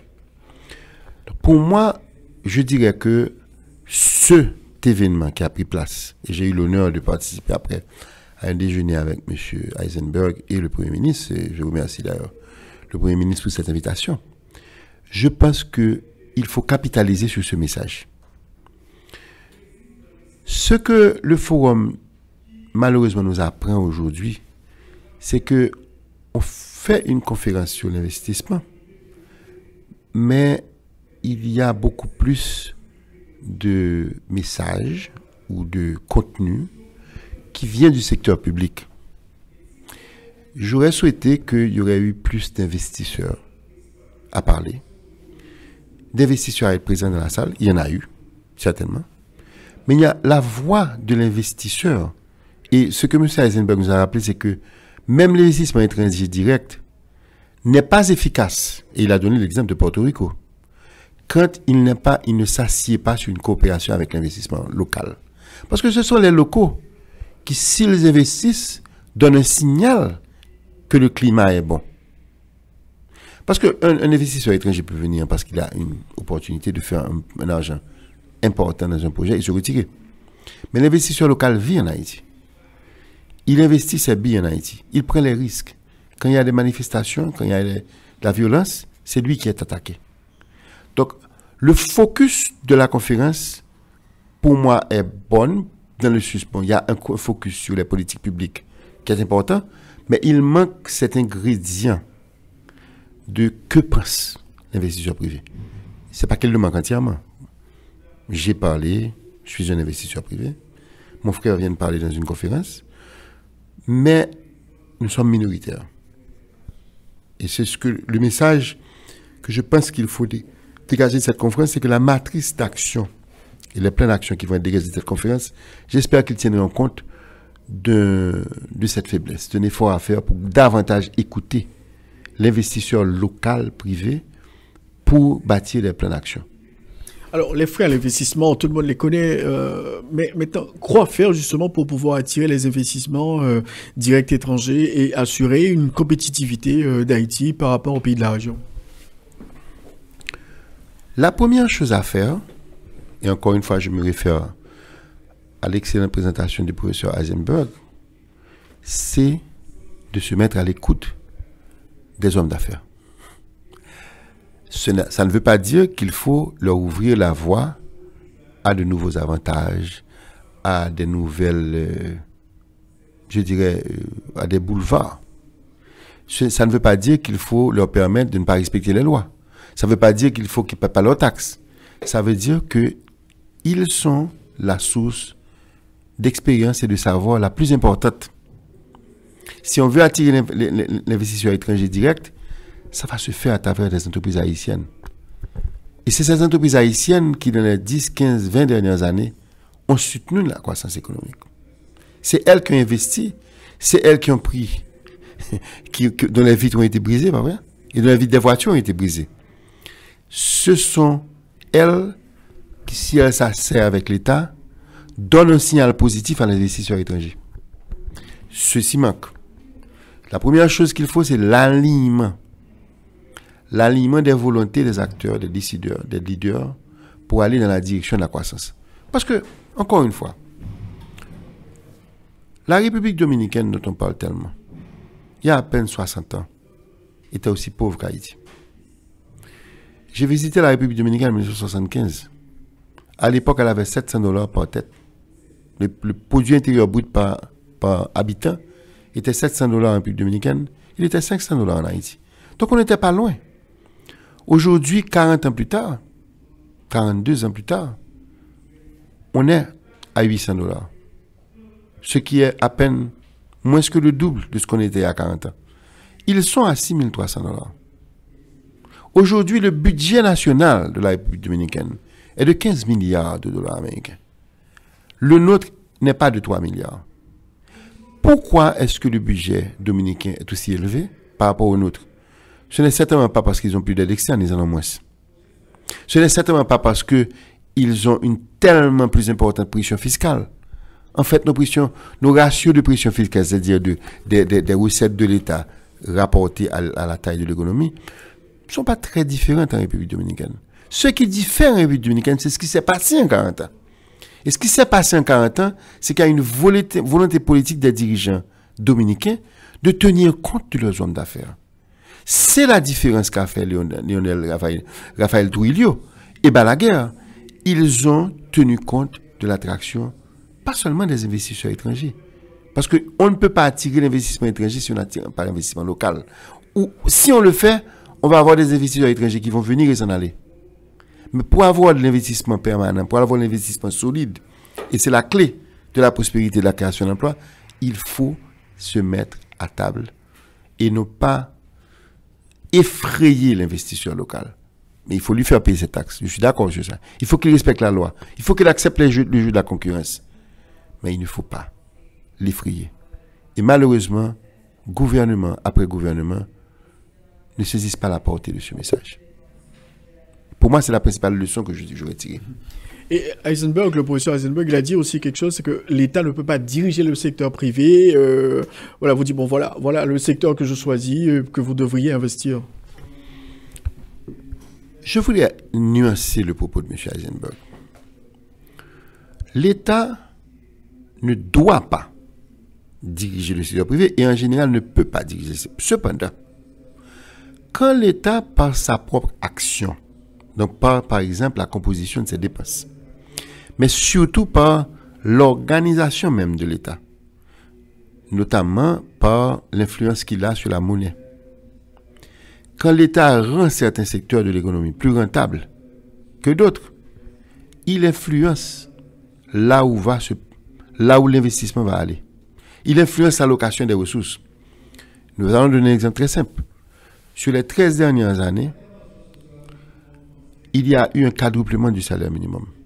Le salaire minimum est passé de 70 gouttes à 300 gouttes et maintenant il est passé à 350 gouttes. Pendant le même temps, le chiffre d'affaires Vous savez, 90% de l'exportation, c'est la sous-traitance textile. Mais le chiffre d'affaires, c'est quoi? C'est le prix auquel on vend à l'étranger, multiplié par le volume, bien sûr, et aussi multiplié par le taux de change. Mais pendant cette même 13 années, Haïti a eu une augmentation de 61% de son taux de change.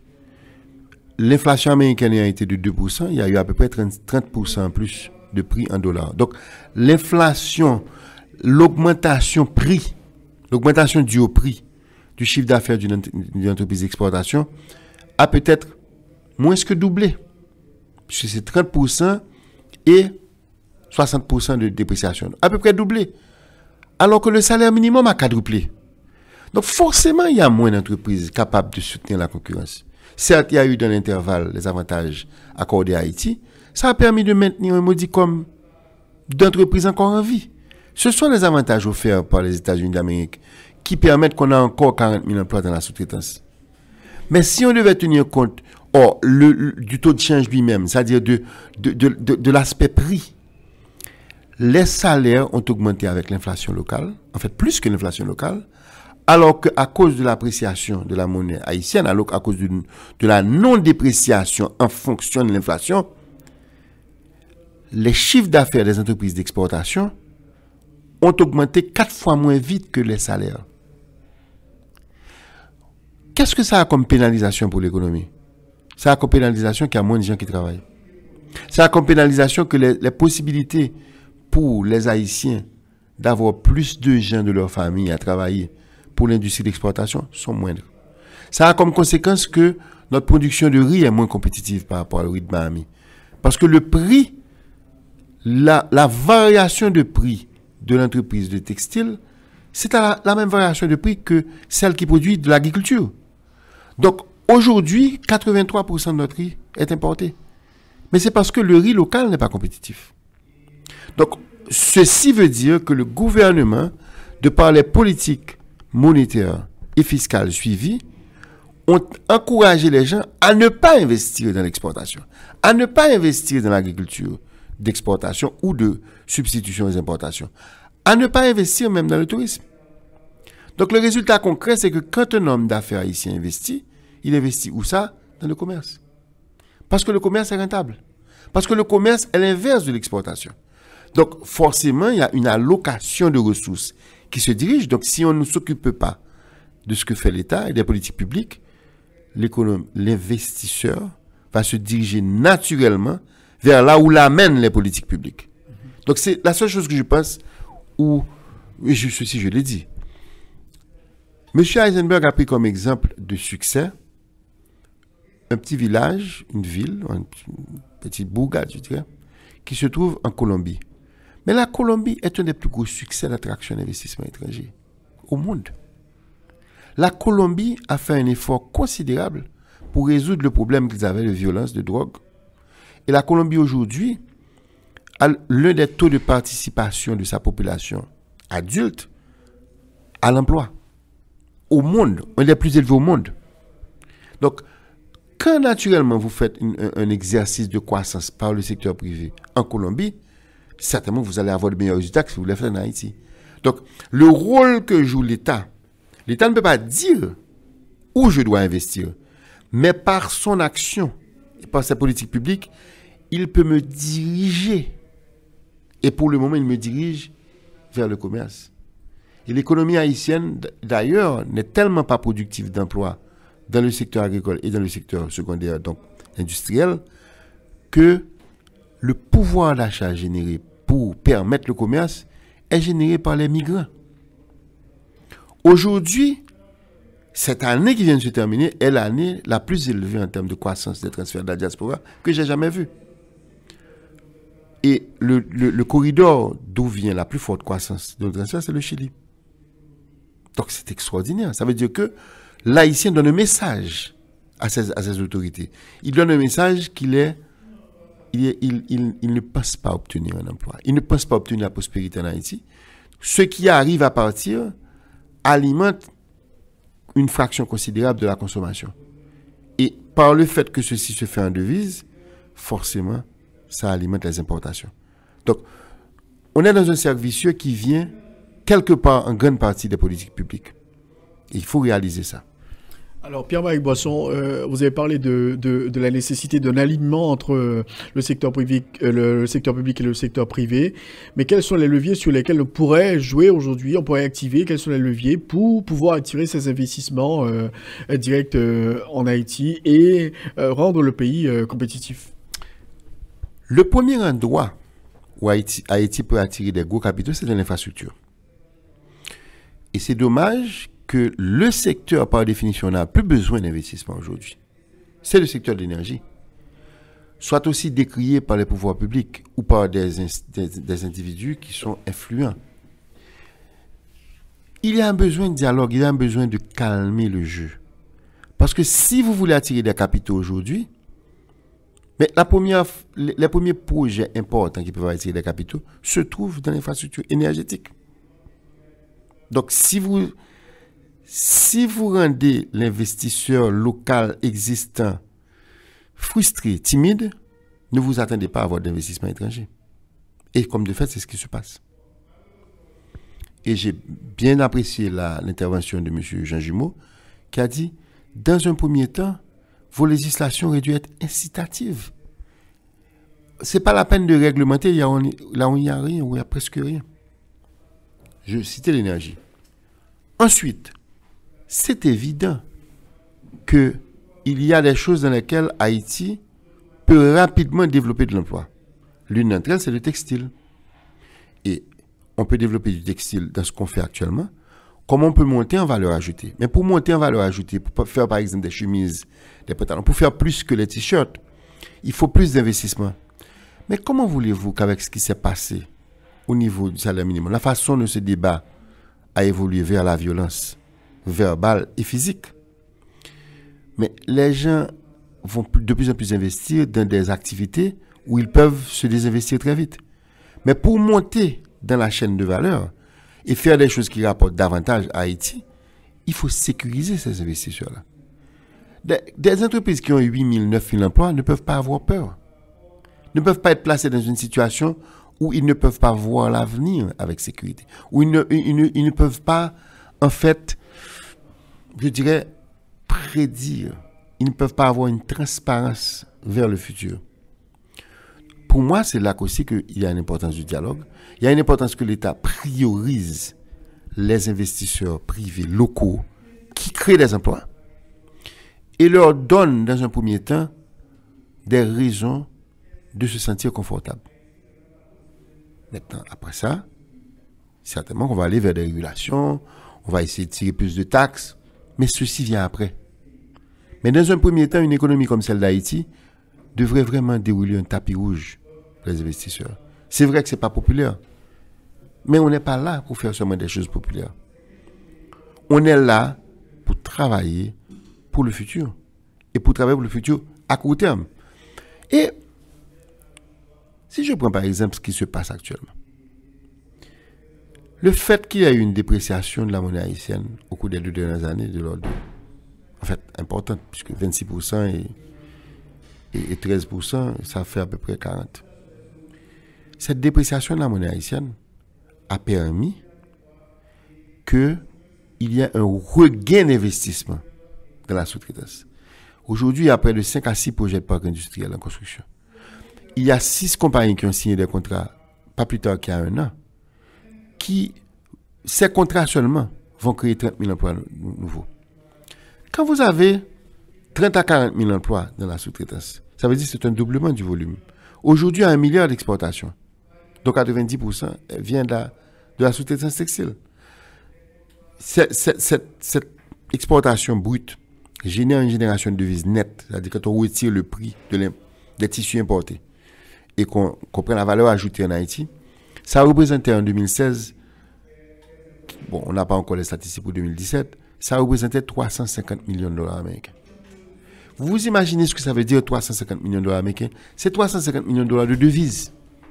Ces devises vont générer 350 millions de dollars d'importation. Ces importations vont générer des emplois, vont générer une demande pour des services. Donc, il y a tout un cercle vertueux de consommation qui prend place quand on génère 350 millions de dollars en plus. Et nous ne parlons qu'un début.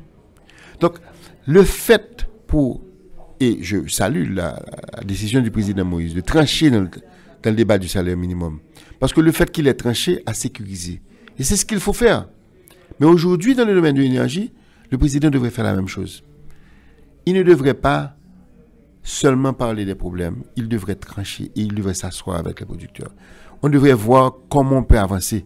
Parce que aujourd'hui, être effrayé, être sur la touche, ça, c'est pas l'avantage de l'économie haïtienne. Donc moi, je pense que c'est le message que j'aurais. Il y a quelques secteurs dans lesquels il est évident qu'on peut investir. L'un d'entre eux s'appelle l'infrastructure, l'énergie. L'autre s'appelle l'industrie,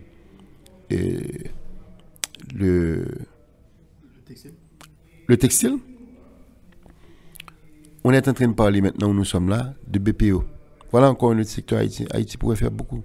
Créer des centres d'appel, créer des centres de services à distance.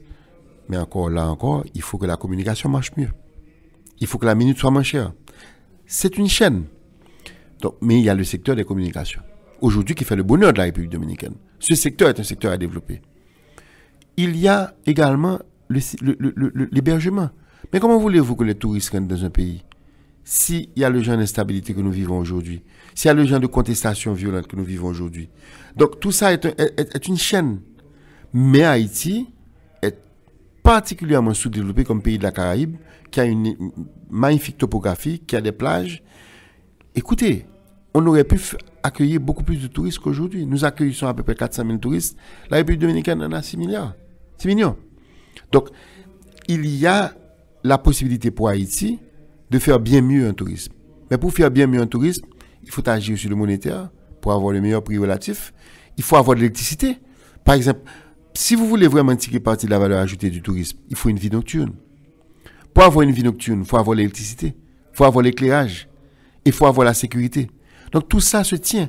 Donc c'est la volonté politique de, je répète encore mes mots, de dérouler un tapis rouge pour les investisseurs, qu'ils soient locaux ou internationaux, qui va donner le premier signal que quelque chose va bien. Et maintenant, les décisions précises de politique publique pour réformer l'énergie, pour permettre qu'il y ait plus de production d'énergie dans le pays, pas moins. Et la production d'énergie additionnelle va venir du secteur privé. Pour permettre qu'il y ait davantage de gens à s'intéresser à créer des entreprises d'exportation. C'est ça qui va permettre de déclencher une dynamique. Et au fur et à mesure que cette dynamique prend place, la crédibilité d'Haïti va augmenter, ce qui est un autre facteur pour attirer l'investisseur. Il y a aussi la question de la contrebande à la frontière, Pierre-Marie Boisson. Le problème de la contrebande à la frontière est de deux niveaux. Sur le plan, je dirais, de la compétitivité.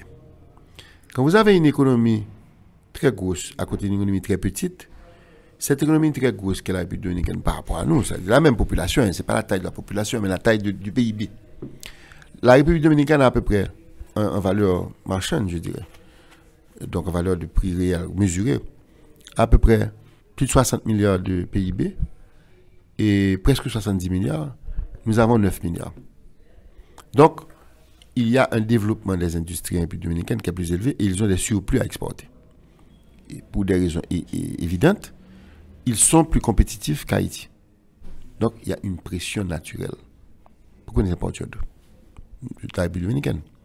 Mais quand ceci se fait au détriment des autres pays qui pourraient exporter vers Haïti, parce que la frontière n'est pas contrôlée, les taxes ne sont pas payées, forcément, il y a un grossissement relatif. Il va y avoir un détournement de commerce vers la République dominicaine. Ce qui se passe depuis des années. Ce détournement vient avec deux conséquences. Premièrement, nous consommons plus de produits dominicains que de produits vénézuéliens ou autres, ou américains, de plus en plus. Mais à la limite, on pourrait ne pas s'en préoccuper, puisque le consommateur, il tire son pouvoir d'achat de la diaspora, pas vrai? Donc qu'il consomme des produits dominicains, qu'il consomme des produits américains, finalement, c'est lui qui décide. Mais le problème est double. Premièrement, ceci accentue la différence d'efficacité des producteurs haïtiens, d'autant plus qu'ils ne peuvent pas exporter autant en République dominicaine que l'inverse. Mais le plus important, c'est que le fisc a de plus en plus de pertes de recettes. Et quand le fisc a de plus en plus de pertes de recettes, l'État haïtien est atrophié. Et quand l'État haïtien est atrophié, les services publics sont atrophiés. Non seulement ils sont atrophiés, mais il y a des pressions permanentes pour que l'État ne puisse pas couvrir ses dépenses par des recettes et qu'on ait un déficit budgétaire et qu'on ait l'instabilité monétaire. Donc, il y a pour moi un plus gros impact de la contrebande sur l'État haïtien que sur les entreprises haïtiennes. Mais indirectement, il y a un impact sur les... Donc, pour nous, le problème de dire à l'État, contrôlez votre frontière, au fond, ça aurait dû être un problème perçu, pas comme des entreprises privées qui disent, nous sommes en train de mourir, s'il vous plaît.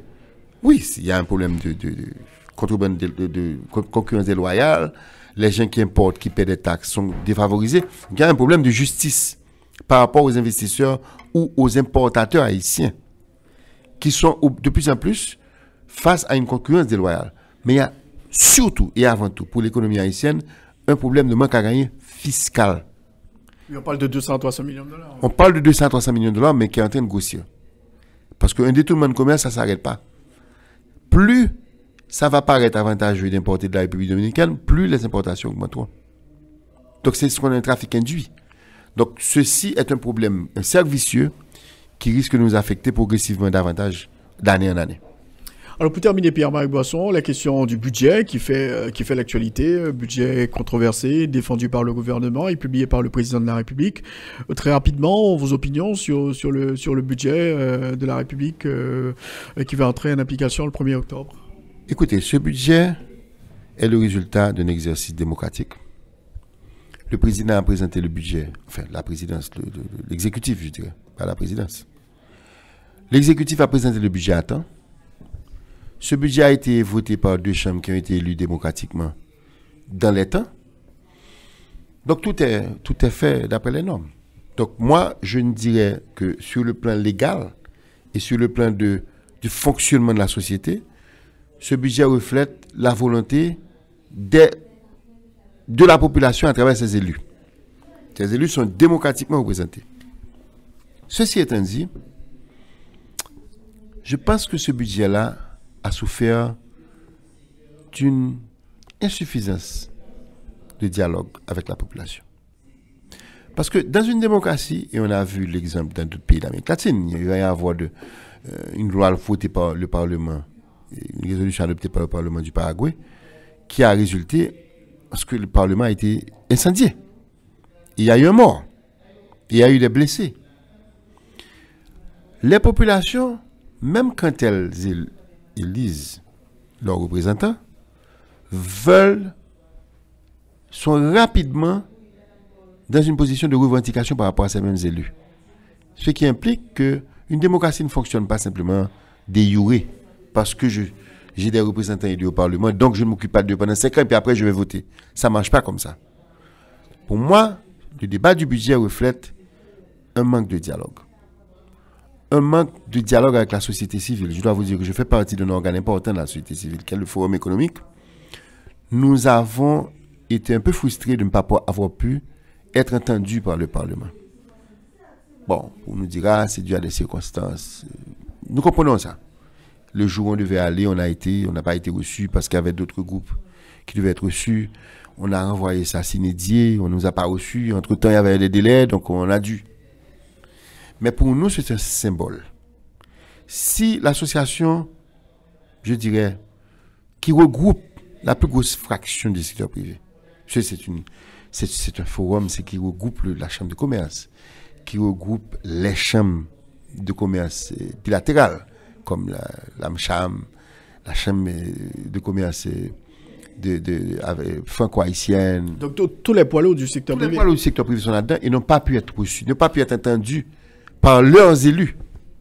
Je pense que ceci reflète une insuffisance de dialogue et qui nous vaut que quand il y a insuffisance de dialogue, comme ça se passe au Paraguay, comme ça se passe au Venezuela, quand il y a insuffisance de dialogue entre les élites, il y a rapidement un mouvement de revendicatif qui dénie à ses représentants leur mandat. Il y a maintenant une situation de violence. Maintenant, d'aucuns diront que cette situation de violence, elle est encouragée par certains politiciens pour des motifs politiques. Écoutez, à travers le monde, tous les mouvements de revendication ont 2 composantes. Il y a une composante, je dirais, des organisateurs, qui a une composante des gens qui sont dans la rue.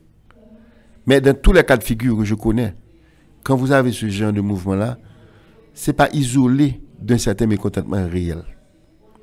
Et je pense que j'aurais conseillé vraiment aux autorités de rétablir un minimum de sérénité et de dialogue, ne serait-ce qu'avec les organes représentatifs de la société civile. L'Église en a un, le secteur privé, les femmes. Il faut rétablir le dialogue, il faut rétablir la sérénité dans ce pays parce que nous ne sommes pas un pays violent. Haïti, comparé au Guatemala, comparé à Honduras, comparé à la Côte d'Ivoire, n'est pas un pays particulièrement violent. Donc, il est temps que nous rétablissions un certain dialogue sans nier aux élus leur mandat populaire. Le président a été élu avec une forte majorité et nous devons le reconnaître et le saluer. Le président est l'élu le plus large de la société. Ensuite, le Sénat, nous devrions nous en réjouir. Il y a une majorité au niveau des deux chambres qui est la même majorité qui est au pouvoir. Donc ça devrait faire aller les choses plus rapidement. Mais ça ne retire pas l'importance du dialogue, de l'écoute et du dialogue constructif et actif. Parce que les manifestants ils réclament le retrait de cette loi des finances et qui a été publiée par le président de la République. Donc, comment gérer un tel dossier aujourd'hui, Pierre-Marie Boisson? Que peut-il faire, Jovenel Moïse? Je pense qu'il est difficile de faire le retrait d'une loi votée, je suis d'accord. Par contre, il est possible, d'ailleurs ce sera presque obligatoire, parce que il y a des éléments de cette loi-là qui doivent être appliqués, qui vont provoquer encore des manifestations. Il y a quand même 11 milliards de recettes additionnelles qui viennent de l'ajustement des prix à la pompe. Moi, je pense que le dialogue, il n'est jamais trop tard pour dialoguer. Maintenant, qu'est-ce qui va être le résultat du dialogue? Il y a toujours moyen de faire des amendements à travers une loi rectificative ou de faire certains, je dirais, d'étaler dans le temps certaines mesures. Mais par exemple, je pense que certaines dépenses engagées par l'État vont se retrouver dans une situation peut-être de difficulté. Prenons le cas des 18 milliards de bons du Trésor à travers tous ces fonds-là qui ont été mis dans le budget, mais ça demande une décision d'acteurs privés pour investir dans ces bons-là. Dans le climat actuel, compte tenu des difficultés que l'État a, je crains que ces 18 milliards ne soient pas mobilisables. À partir de ce moment, les dépenses qui étaient financées par ces 18 milliards, il y a déjà une réflexion qui doit s'entamer dès maintenant pour savoir qu'est-ce qui se passe si ces recettes ne sont pas au rendez-vous. Qu'est-ce qui se passe si on n'arrive pas à ajuster les prix à la pompe comme le prévoit le budget? Donc, il y a, même qu'on ne peut pas faire le retrait de la loi elle-même, il y a une nécessité de réflexion immédiate sur les conséquences de la réaction populaire à ce budget. Donc, pour prendre en compte les conséquences, il va falloir peut-être faire des ajustements dans l'exécution. S'il n'y a pas de dialogue, selon vous, est-ce que vous craignez le pire en termes d'instabilité? Parce que les manifestants, les syndicats, ils annoncent d'autres nouvelles journées de grève, la poursuite des manifestations, et le pouvoir en place est très clair, pas question de revenir sur le budget. Bon, je crois que l'histoire nous indique, malheureusement, que ça pourrait être le cas, qu'il y aurait pu y avoir une période d'instabilité, et nous sommes, nous, du secteur privé, allergiques à l'instabilité sociale. Chaque jour de travail diminue la compétitivité de l'entreprise haïtienne. Chaque jour de travail perdu. La semaine dernière, on a eu des journées qui ont été quasiment perdues. Donc, c'est une crainte réelle que nous avons. Maintenant, nous ne disons pas que les manifestations nécessairement vont avoir le pouvoir de renverser un gouvernement ou bien de faire les choses. Non, c'est pas ce que je dis. Mais je dis que c'est pas souhaitable. Je dis que les conséquences, de toute façon, vont toucher à la fois les entreprises privées, mais vont toucher l'État aussi. Parce que il y a des recettes, il y a des mises en place que ce budget prévoit qui risquent de se heurter à certains problèmes d'exécution. Donc, selon vous, il faut une passerelle de communication entre l'État et les secteurs organisés? Je pense que ce serait souhaitable. Je pense qu'il faudrait faire appel à nouveau au sens, je dirais, au leadership de nos élus pour essayer de calmer ce climat-là. C'est d'atténuer ce climat d'incompréhension. Bon, je ne suis pas en train de dire qu'il faut donner à X ou Y plus de pouvoir politique. C'est pas ça l'idée. Moi, je dis que la démocratie représentative ne doit pas s'arrêter à un dialogue entre les élus. Les élus doivent être à l'écoute de la population et doivent essayer autant que possible de faire alliance avec les autres corps organisés de la société et particulièrement la société civile. Je donc lance un appel au dialogue. Et ce dialogue peut déboucher sur des modifications. Parce que s'il ne débouche pas sur des modifications, la réalité du terrain pourrait aussi entraîner les mêmes modifications. Notamment au niveau de l'ajustement de certains prix, dont les prix à la pompe. Notamment au niveau de la capacité de mobiliser les bons du trésor. Qui pour moi, le volume prévu est très important. Merci beaucoup, Pierre-Marie Boisson, d'avoir été l'un des invités à notre émission aujourd'hui pour parler d'économie, parler de budget, parler de la question de la compétitivité et l'investissement en Haïti. Merci beaucoup. Merci, Rothschild. C'est un plaisir encore de me trouver à ce micro et je salue à nouveau tes auditeurs et je leur dis bonne chance. Merci.